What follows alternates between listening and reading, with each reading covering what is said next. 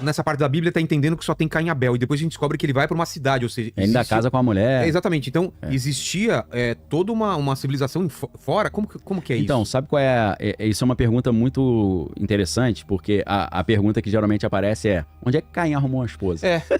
Você já se perguntou como Caim conseguiu uma esposa, se na Bíblia só são mencionados Adão, Eva e seus 2 filhos, Caim e Abel? Será que existiam outras civilizações fora do Éden? E o que a ciência e a geologia têm a ver com o relato de Gênesis e com a longevidade dos primeiros homens da Terra? No podcast Inteligência Limitada, Daniel Lopes explicou tudo isso de um jeito surpreendente, misturando Bíblia, ciência e teoria criacionista. Você vai ver agora um trecho onde ele fala sobre a explicação científica para o livro de Gênesis, e a parte mais curiosa, a mulher de Caim.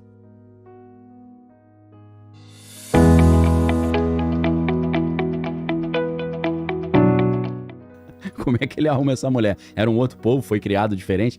Na verdade, cara, é muito interessante a gente perceber que até Noé existiu uma longevidade absurda. Né? Matusalém viveu quase 1000 anos, Pois né? é. Aí a 800, galera fala 700. assim, poxa, Daniel, eu acho que naquela época eles contavam o tempo diferente, né? Aí você fala, pô, meu irmão, vocês contavam o tempo diferente, o cara com 100 anos tinha 100 dias, né, de vida. Não faz muito sentido.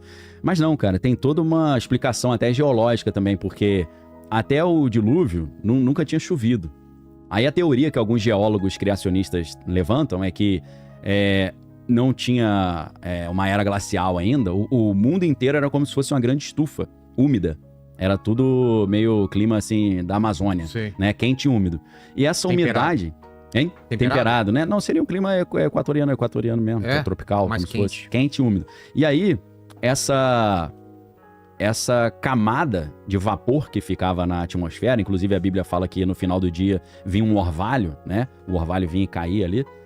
Essa camada de vapor, ela impedia que a radiação fosse tão forte na crosta da Terra, radiação que vem do espaço, né, e do Sol. Então isso facilitava ou evitava a degradação do DNA humano. Então teria sido isso que fez a longevidade ser tão grande antes do dilúvio. Depois do dilúvio a galera já começou a viver normal, assim, entre aspas, né? Abraão viveu 175 anos, se eu não estou enganado, que foi o cara que mais viveu naquela época depois do dilúvio, e depois Moisés viveu 120 anos. Depois disso a gente não tem nada muito complexo, não. Apesar de Houve que... uma quebra aí, né? Cara, foi logo depois do dilúvio. Choveu, acabou esse negócio, né? Começou a chover. Deve ter sido nessa época que começou uma espécie de era glacial, começou a congelar os polos e tal.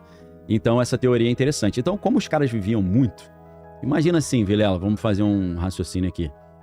Quando os judeus vão pro Egito, na época de José, que era governador do Egito, que era, né, filho de Jacó, foram 70 judeus só pro Egito. Depois de 400 anos, tinha 2,5 milhões de judeus. Só deixar claro pro pessoal que a gente tá falando isso, essa parte é toda em cima de Bíblia. Bíblia. Você precisa crer nisso, a gente não tá falando de ciência, né? A gente tá falando de Bíblia. Segundo o relato da Bíblia, né? Segundo os relatos Mas da Bíblia. assim, tem muita comprovação Não, científica tem coisas da que Bíblia. batem, mas a gente tá falando Tô baseado falando no da texto bíblico. Exato, não vou entrar nos detalhes técnicos disso, é outro assunto, né? Aí você chama o Rodrigo Silva, essa galera que trabalha mais com esse negócio de arqueologia. Então, imagina só, em 400 anos... O povo de Deus que foi pro Egito pulou de 70 pessoas para 2,5 milhões de pessoas. 400 anos. Agora imagina, cara, 1000 anos. O dobro disso, ou talvez o triplo. Cara, você multiplica 70 pessoas para, sei lá, 5 milhões de pessoas. Ainda mais que não tinha televisão naquela época, né? Pode criar muito tempo livre, né? À noite ali a brincadeira era sempre a mesma, né? Então, cara, imagina. Primeiro que a Bíblia também não cita... Ela deixa de lado muitas pessoas nas genealogias, né? Às vezes só cita os homens acima de 21 anos, não cita as mulheres. Então, Adão, ele viveu muito tempo.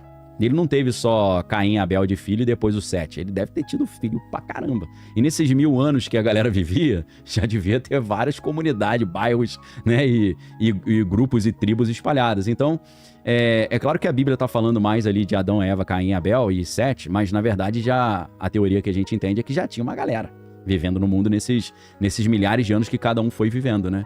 Então, Caim, ele acaba casando com a prima distante, alguém que estava morando numa outra comunidade. Isso é até interessante também, porque a galera pensa assim, cara, como é que de Adão e Eva saem todas as diferentes raças humanas que existem? Cara, antes da genética era difícil de você imaginar isso, mas se você pega hoje o gene recessivo e gene dominante, né? Se você tem um tipo moreno médio, do moreno médio você pode ter ali um africano ou um caucasiano, né? Eu mesmo tenho amigos que são filhos do mesmo pai e da mesma mãe, um é loiro de olho azul, o outro é bem moreno. Então, é uma outra pergunta, né? Como é que de um único casal sai japonês, sai caucasiano, sai indígena? É por causa disso, né? A carga genética, a gente carrega muita coisa na carga genética. E às vezes você puxa gene lá do seu avô, né? Ninguém tem olho azul, aí nasce um neto com olho azul. Então, hoje, pela genética, o moreno médio deles pode sair qualquer tipo de grupo que a gente conhece. Então, voltando para aquela ideia, né? O Adam Weishaupt, eu falei pra galera que a primeira loja maçônica oficial é de 1717. E aí, cara, em 1776, no dia 1º de maio de 1776, a gente pensa em 1º de maio, a gente pensa no dia do trabalho, mas de verdade, 1º de maio, primeiro fato importante que aconteceu no 1º de maio foi a fundação da Ordem dos Illuminati, né? Que isso sempre foi reputado como teoria da conspiração, mas isso é fato, eu tô dando o nome dos caras, até a universidade onde ele dava aula, Universidade de Ingolstadt. E aí a ideia dele, seguindo essa visão jesuíta dos alumbrados, né? A ideia de mudar a ordem vigente, eles pensam o seguinte, cara, vamos criar uma maçonaria da maçonaria. Uma maçonaria só de elite, de uma elite burguesa, e nós faremos uma revolução para cima da nobreza e derrubaremos os reis. E eles estavam conspirando isso dentro dessa sociedade. Até que um mensageiro indo de cavalo levar essas mensagens secretas por diversos grupos, né? Ele é atingido por um raio. E aí ele morre, eletrocutado, e os planos se espalham pelo chão. Alguém acha? A galera, o pessoal achou, aí denunciaram para o governo na época, eles prenderam a galera toda. Então aí o projeto de 1776, ele meio que foi suspenso. Mas aí alguns desses membros desse grupo que sobreviveram ali, conseguiram fugir. Na Itália, o Giuseppe Mazzini continua esse trabalho. Giuseppe Mazzini depois vai ser um dos inspiradores da unificação italiana, né, que eles derrubaram o rei Vittorio Emanuele e criaram ali uma república, né, italiana, né, unificaram a Itália, né, acabaram com a monarquia italiana. Então é sempre o mesmo objetivo, é uma revolução burguesa que quer derrubar as monarquias e criar, em nome assim da possibilidade do povo escolher seus representantes eleitos, criar ali um governo dominado pela burguesia. E alguns desses grupos foram para a França, e na França eles criaram um grupo chamado a Liga dos Justos, ou a Liga dos Homens Justos, né? Essa parte da história está muito bem relatada no livro, que é o Política, Ideologia e Conspirações, do Gary Allen e Larry Abraham. Esse livro é sensacional, pessoal. Esse mudou a minha visão de mundo. Hein? Como é o nome? Política, Ideologia e Conspirações. Em inglês é None Dare Call It Conspiracy. Ninguém ousa dizer que é uma conspiração.